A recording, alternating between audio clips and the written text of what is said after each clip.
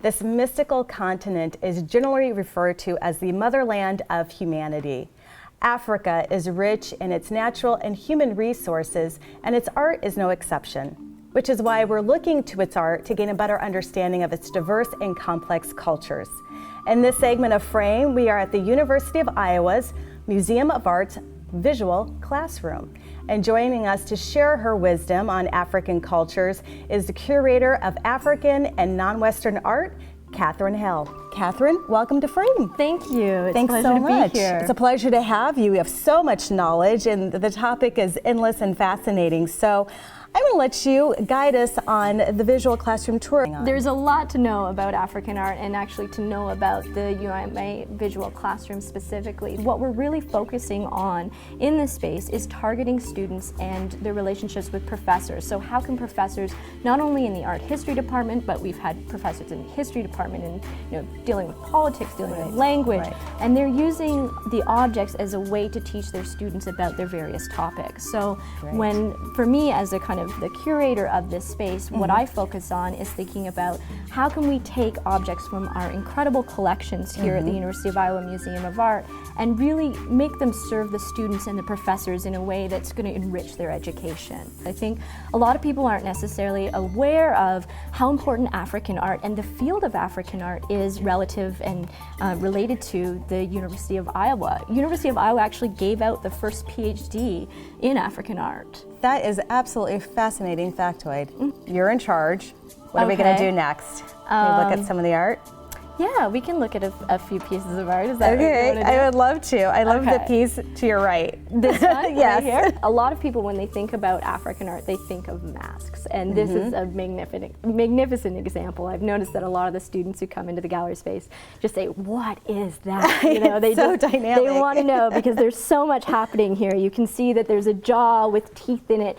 There's some horns here. There's more tusks here. Right. We've got some, we could call them horns or antlers here. Right. There's also a chameleon figure along the top. Yes. And this is a mask that's from the Senufo people who are living, this is West Africa, so we're looking at Ivory Coast, Burkina Faso area.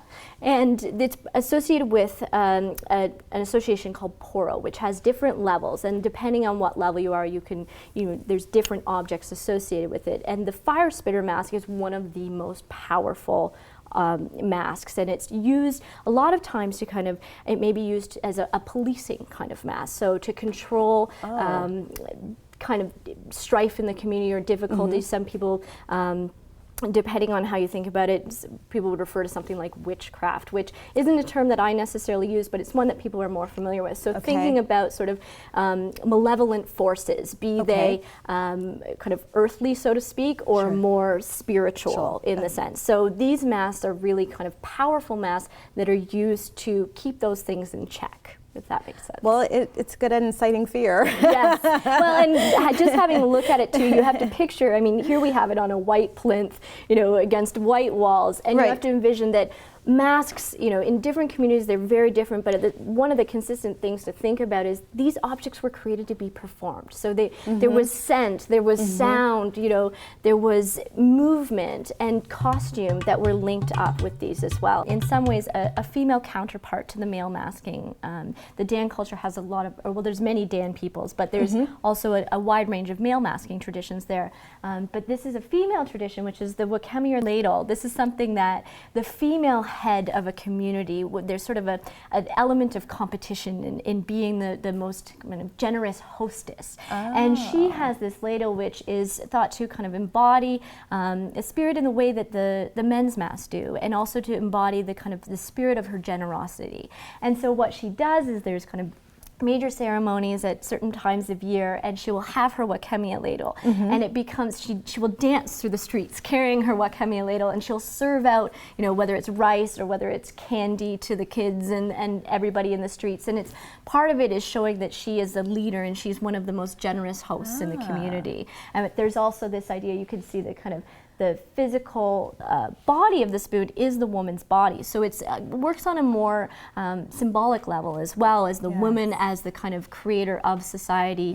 It's also, if you look at the features with the kind of filed teeth and the high brows, and the complicated coiffure, those are also ideals of Dan beauty. So you see there's a lot of kind of things coming together here to symbolize women and their role in the community, but then also to actively function when the woman is kind of being generous amongst the members of the community. This piece is quite unique from a standpoint of a Westerner's viewpoint of it. It's not the most aesthetically beautiful piece, but in African culture, it has a different interpretation. Will you share with us Absolutely. exactly what that is? This is actually one of my favorite objects for thinking about African art. It really introduces people to the idea of a different value system, different ways of appreciating objects that don't necessarily align with Western conceptions. So in my experience, the idea of kind of the Western art is a lot of times it's this idea of beauty. It's the most beautiful object is the best one or the most powerful. And what's interesting to know about here, we're with the Bamana people in Mali. So again, we're in West Africa. All right. And this is an object, as you can see, from it struck you from an aesthetic perspective as not being very attractive. Right. But this is actually one of the most powerful objects, and it's involved with kind of men's associations who are, one of their roles is kind of controlling and harnessing powerful forces. And how this is created is there's kind of an armature inside of, sometimes it's made using bamboo and cotton, and then different things are piled onto it.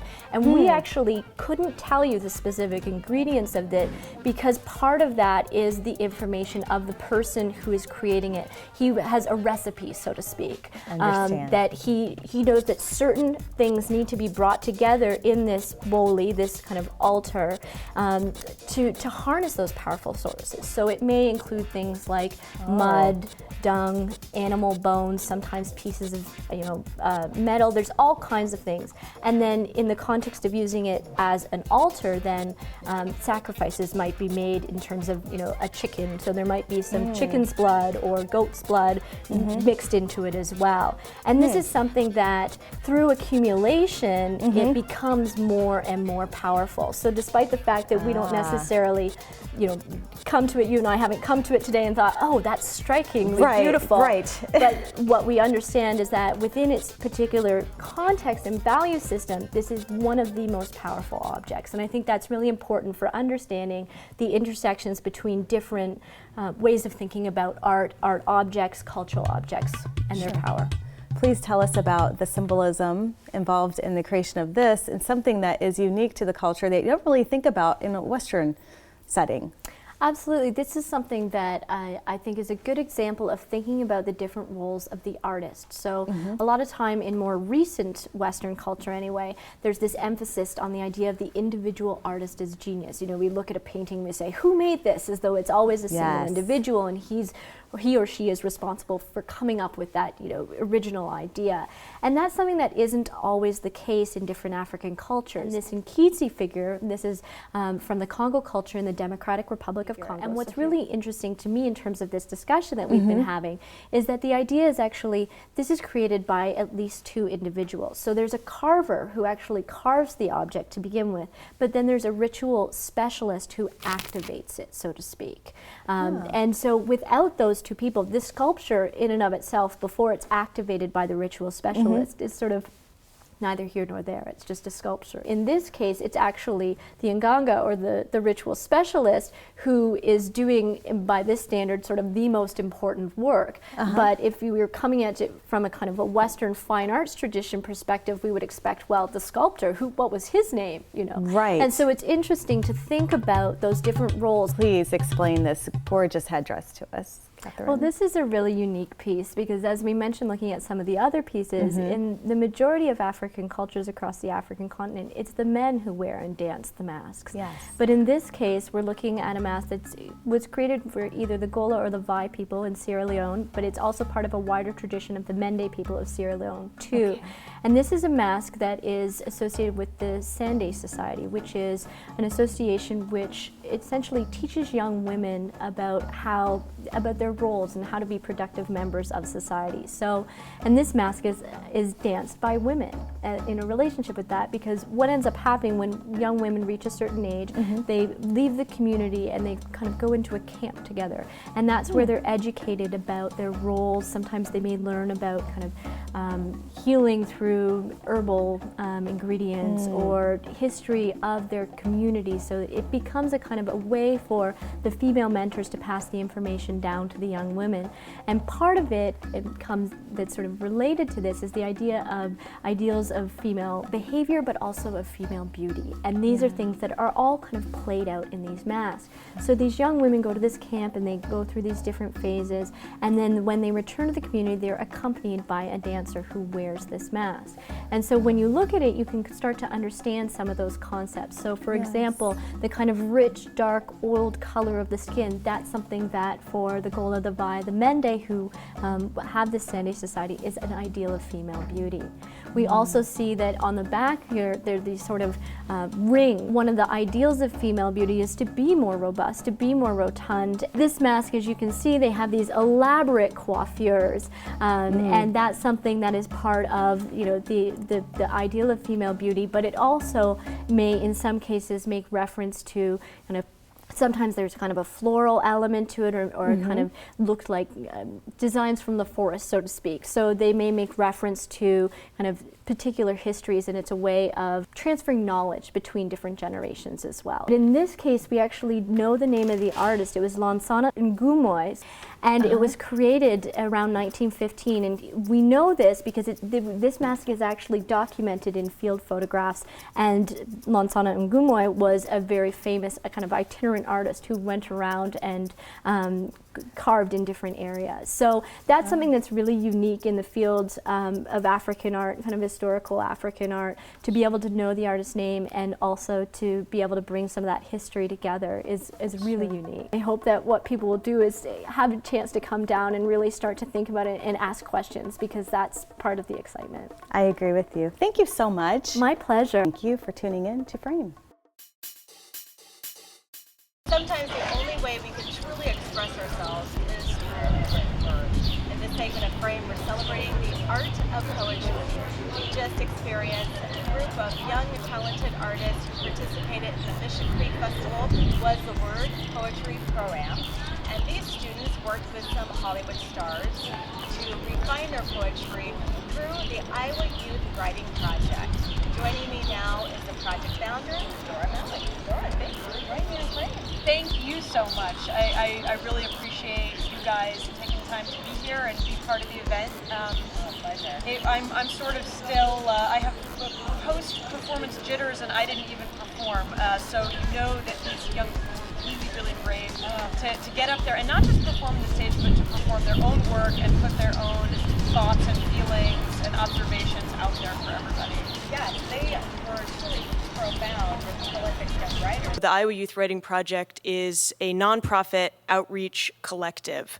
And what that means is that everyone is welcome in it. And we are a volunteer organization, so you can be any age and come and volunteer with us to spend your time being creative with young people. When did you found Iowa Youth Writers Project? I graduated from the Writers' Workshop in 2005, and I sort of bounced in and out of town here, and I was teaching in different places, teaching in different states, different countries, and when I came back in the end of 2010, I did a lot of soul searching about what it means to be part of a community, and what it means to really invest yourself in the place that you live, and what did I have to give. And so there were some Writers' Workshop graduates who had started the Iowa Youth Writing Project with a pilot summer program for a few students in the summer in 2010, and then the question was, okay, what next? So I kind of came back and decided, okay, we're going to hit the ground running, and we're going to have this not just, you know, a one-off event one at a time, but we're really going to make this something that is an ongoing part of the community life, and it sort of went forward from there. We're constantly, as volunteers, inspired by the youth, and constantly it's like putting your finger back into the socket of why did you start being a creative person, or why did you invest in this life, which I think from the quote-unquote professional end of things, you can lose sight of. And this kind of keeps you constantly tapped into why does this matter?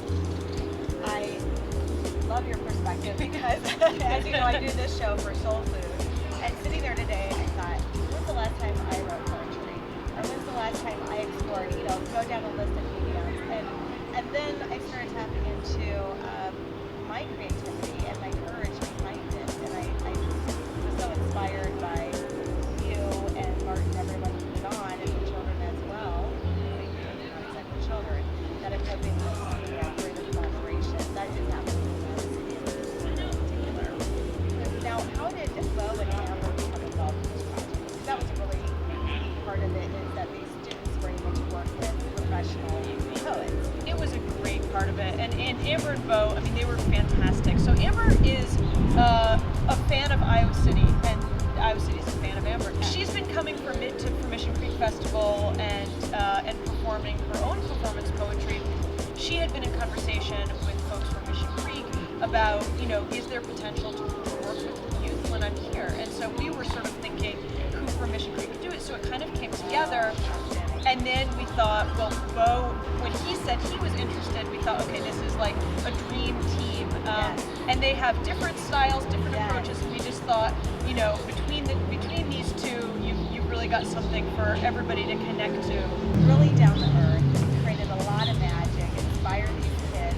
When I spoke to a few of them, they just didn't know where to start. And I don't think they really processed the value of that personal collaboration. Yeah. And Bo and Amber, I mean, they got really real really quickly. It's interesting because you think performers, okay, it'll be all surface, but it wasn't. They got right in there and they were talking individually to these kids, not just about, oh, you need to, hold your head up and speak louder. They were talking about their lives and what expressing yourself means in terms of your confidence and in terms of your place in the world and who you are and your identity. I mean, I was kind of like, whoa, this is happening really fast, but it worked, and the young poets rolled with it and kind of stepped up to that challenge. When Garnier Fructis has more shampoos than there are total toiletries in Head and Shoulders, Dove Men, Axe, and Old Spice combined. When deodorants come in 3 varieties: tropical islands, sporting events, and douchebag.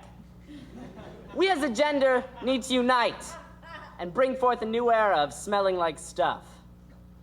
I am a warrior, heir to no throne, but king of my people. I'm a soldier, struggling through every battle, but never backing down to a fight. I'm an underdog, favored by none, but respected by all. Fear is none but a 4-letter word to me.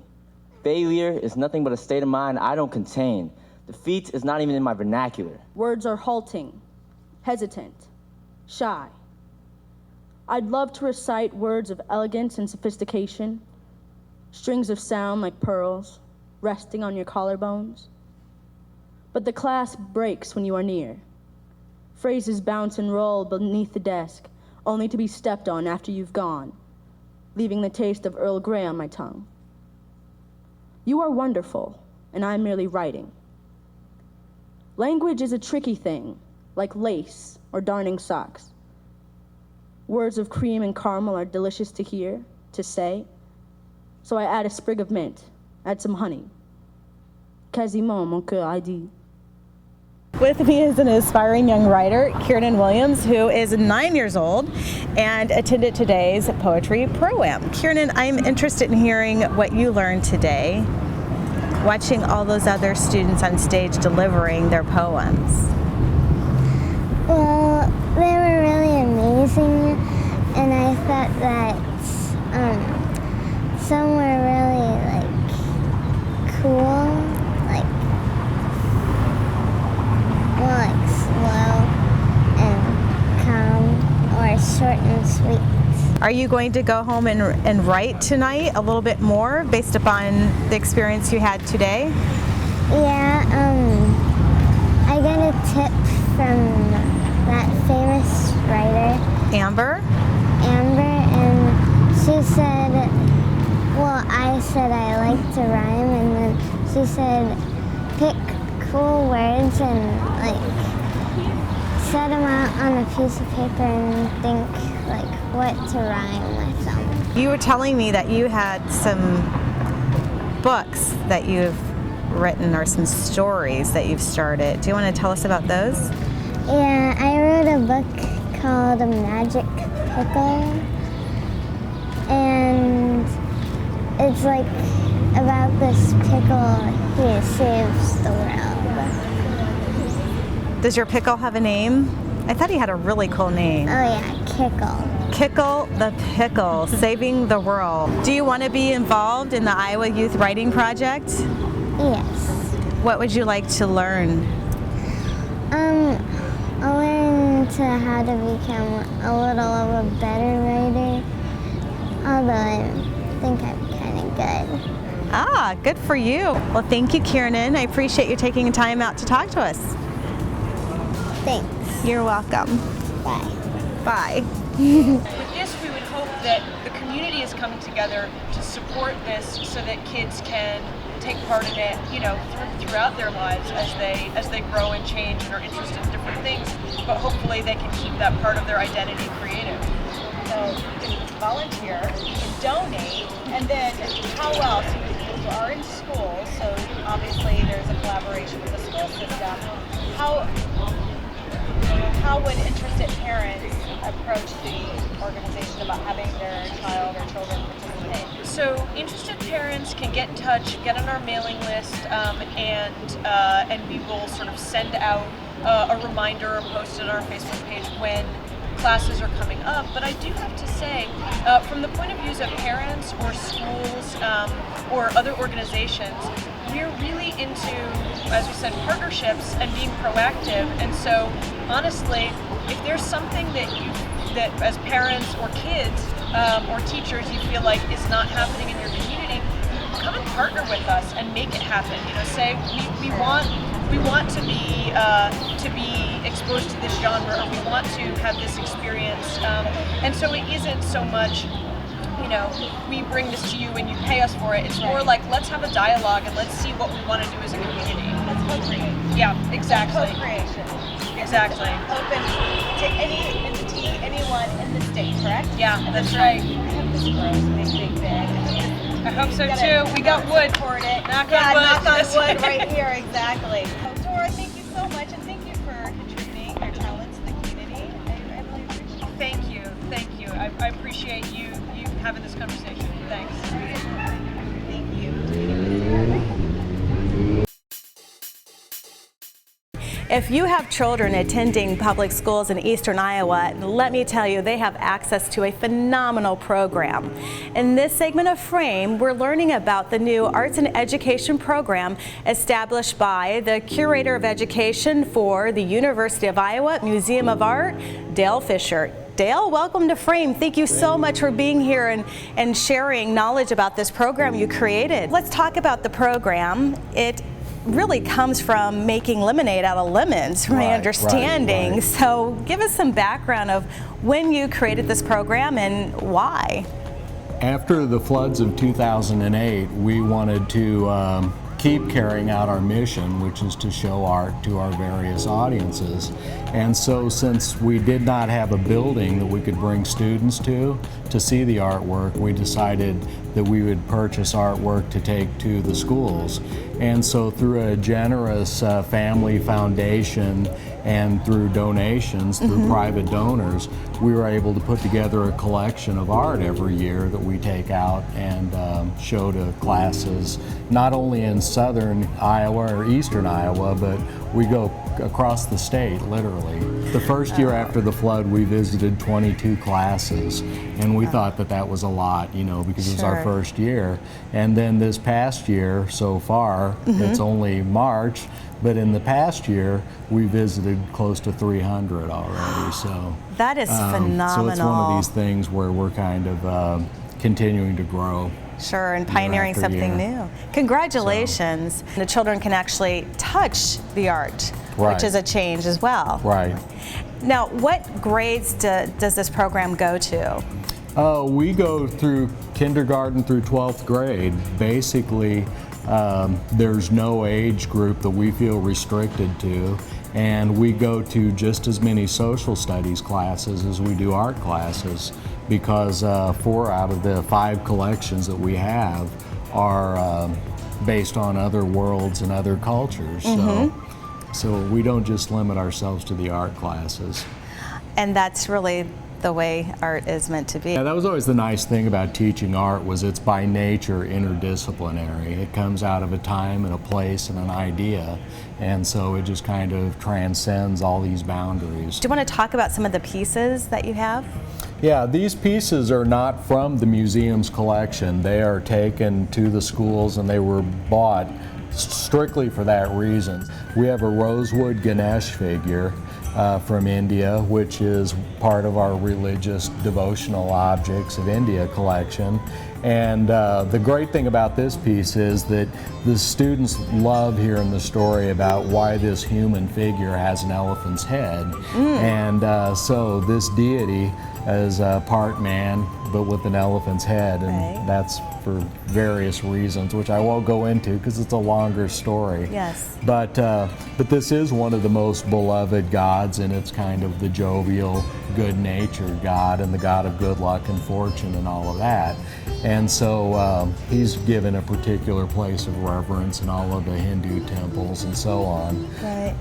One of the things that I like about this piece here is it has Ganesh's mouse on it, because he has this little helper, and the mouse being Ganesh's vehicle for negotiating the obstacles in the world.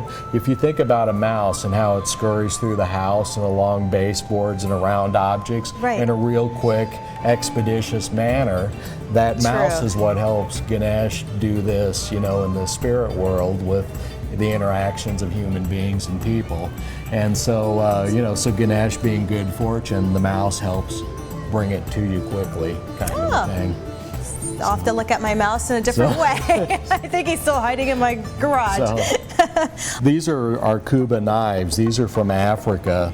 And one of the things that I point out to students is the fact that, wait a minute, this knife isn't sharp. This item isn't two-pointed. Right. So, you know, when you think of knife, you think of sharp and you think of pointed, right? Yes, true. And this is not. And so the thing that I stress with the students is that these objects, even though they're kind of classified as weapons, they're more ceremonial than functional. And so what would end up happening is that if you're a member of Kuba society, if you're a male member, you would end up having this, and it would denote a special status or a confirmation of your ranking within the society. There are some American Indian pieces from a variety of different places. One of the things that I didn't want to do whenever I started an American Indian collection was solely focus on the idea that American Indian equals southwestern United States. Yes, so these two pieces are from the southwestern United States. This is from San Ildefonso Pueblo in New Mexico, and this is from Santa Clara Pueblo in New Mexico. And so this black shiny surface that you see on the ceramics, that burnished pit-fired blackness, that's characteristic of those communities. But then often in San Ildefonso, you'll see this slip design, this liquid clay painted design on the surface of the piece. But then at Santa Clara, you'll see the design and it's carved into the piece. And so this has a Vanyu, which is the water serpent, carved into it. So whenever you follow his body around the piece of ceramics, you'll see these kind of loopy round forms on the top, and then at the bottom part of it, and especially coming out of his mouth, you'll see this jagged arrow that's pointed out. And so that jagged arrow stands for lightning, and his body takes on cloud forms because this is the spirit that accounts for rainfall. And so he takes on cloud and lightning forms. And so once again, you know, if you take a look at those pieces and you see that and you say, well, there's the water serpent. These are from the desert Southwest, where water is an important and rare resource. A piece that is completely different from anything we've seen. Completely different from everything so far. This is a drawing by James Lemire, who is a Canadian graphic novelist. and he did a book called Tales from the Farm, and this is page 85 from Tales of the Farm. If you take a look at that book, you can go to Daydreams Comic or order it from Amazon.com or whatever and turn to page 85, and this is what you'll see. And so one of the things with this that's nice to talk to students about is the idea of process, because this is an original drawing, but it's not the final product. The book is the final product. Oh. And so whenever students look at this, they'll see the non-photo blue lines in here. I see that. They'll see where his ink, where it's splattered, that the people who laid the book out will clean up and so on. They won't see that this hockey playing card is actually painted on a different piece of material and stuck to the surface of this drawing. You have something behind us that I've been waiting to see for quite a while since I met you and learned about your program. This is a Bamana Chihuaro, and the Chihuara is a dance crest, basically. And the Bamana people, they have this creation myth, and they have the idea that their original creator being was this half man, half antelope-like creature, or half gazelle-like creature. And so this figure represents that original creator being for the Bamana people. And so when you look at these, you know, it has antlers like a gazelle or an antelope. It has a mane like that, like those animals do and everything else. But if you look at their faces, a lot of the times they have eyes and nose and mouths that look human. And so there's this animal-human hybrid. And so basically the story goes that whenever the Bamana creator figure came to Western Africa, started pawing at the ground with his paw and with his hoof, he basically etched into the ground, and where he etched into the ground, those little clumps of dirt ended up becoming the Bamana people. So all the ancestors came from this rooting in the dirt kind of thing. You know, which today in present day Western Africa, the Bamana people are famous for their farming skills. So that idea of etching in the ground, of plowing into the ground, that is incorporated into their belief system and into their religious beliefs and cultural beliefs, all the way back to their origin story. Phenomenal, just phenomenal. Thank you so much. Oh, you're welcome.